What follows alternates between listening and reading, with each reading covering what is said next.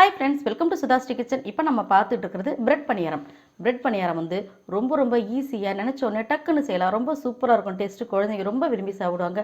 இதுக்கு நம்ம வெங்காயம் மல்லி சட்னி வச்சு சாப்பிட்டா ரொம்ப அட்டகாசமாக இருக்கும். இது நம்ம SudhaSri கிச்சனில் நம்ம ஏற்கனவே அப்லோட் பண்ணியிருக்கோம். இது பிரேக்ஃபாஸ்ட் ரெசிபிக்கு வச்சு சாப்பிட்டா ரொம்ப அட்டகாசமாக இருக்கும். இந்த அருமையான பிரெட் பணியாரம் எப்படி செய்கிறதுன்னு வீடியோக்குள்ளே போய் பார்க்கலாமா? பிரெட்டு பணியாரம் செய்கிறதுக்கு இந்த கப்பில் 1 கப்பு புழுங்கல் அரிசி எடுத்து நான் 1 மணி நேரம் ஊற வச்சுருக்கேங்க. இப்போ அரிசி நல்லா கழுவி எடுத்துகிட்டு வந்துட்டேன். இப்போ நம்ம மிக்சியில் போட்டு நைஸாக அரைச்சி எடுத்துகிட்டு வந்துடலாம். இப்போ நம்ம எடுத்த புழுங்கல் அரிசியை இந்த மாதிரி நைஸாக அரைச்சி எடுத்துகிட்டு வந்தாச்சு. அடுத்தது பிரெட் ஸ்லைஸுகளை எடுத்து நம்ம பொடி பண்ண போகிறோம்.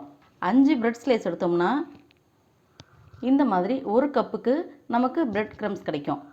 இந்த மாதிரி 10 ஸ்லைஸ் பிரெட் எடுத்து நான் பொடி செஞ்சு 1 கப் அரிசிக்கு 2 கப்பு பிரெட் ஸ்லைஸை நம்ம இதில் சேர்க்க போகிறோம்.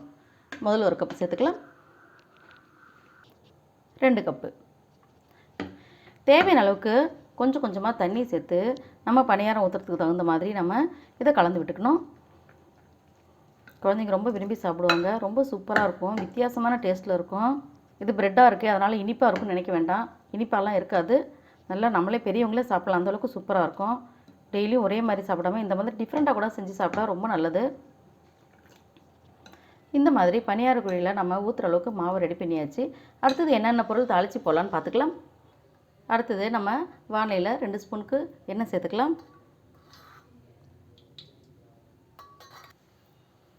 கடுகு 1/4 ஸ்பூனு. கடுகு பொரிஞ்ச உளுந்தம்பருப்பு கொஞ்சம்.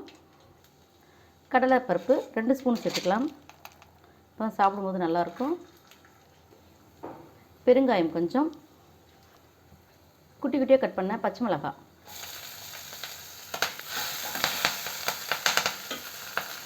கலந்து விட்டுட்டு 1/4 கப்புக்கு பெரிய வெங்காயத்தை இந்த மாதிரி குட்டி குட்டியாக கட் பண்ணி வச்சுருக்கேன். அதையும் சேர்த்துக்கலாம். எல்லாத்தையும் சேர்த்து இந்த மாதிரி நல்லா ஃப்ரை பண்ணிக்கலாம். ஃப்ரை பண்ணிவிட்டு இப்போ ஸ்டவ் ஆஃப் பண்ணிக்கலாம். இப்போ இந்த பணியார மாவோட தேவையான அளவுக்கு உப்பு சேர்த்துக்கலாம். உப்பை சேர்த்துட்டு நம்ம இந்த வதக்கி வச்ச இந்த எல்லா பொருளையும் நம்ம இதில் சேர்த்துருவோம். நம்ம ப்ரெட்டாக சாப்பிட்றதோட இந்த மாதிரி சாப்பிடும்போது ரொம்ப சூப்பராக இருக்கும். கடைசி அது கூட குட்டி குட்டியாக கட் பண்ணி வச்சுருக்கிற மல்லித்தழை சேர்த்துக்கலாம். சேர்த்துட்டு நல்லா கலந்துட்டுக்கலாம். நம்மளுடைய பணியார பேட்டர் ரெடி ஆகிடுச்சு. டக்குன்னு செஞ்சிடலாங்க. ரொம்ப ஈஸியாக இருக்கும். இப்போ ஸ்டவ்வில் ஒரு பணியாரத்தில் வச்சுருக்கேன். நம்ம இதில் ஆயில் அப்ளை பண்ணிக்கலாம். பிரெட் பணியார மாவை சேர்த்துக்கலாம். 2 நிமிஷம் மூடி வைக்கலாம். இப்போ திறந்து பார்க்கலாம். இப்போ பணியாரத்தை திருப்பி போட்டுடலாம். ஒரு பக்கம் நல்லா வெந்திருக்கு. இதே மாதிரி எல்லாத்தையும் திருப்பி போட்டுடலாம். எல்லாத்தையும் திருப்பி போட்டாச்சு. இப்போ மேலே மறுபடியும் எண்ணெய் ஊற்றலாம்.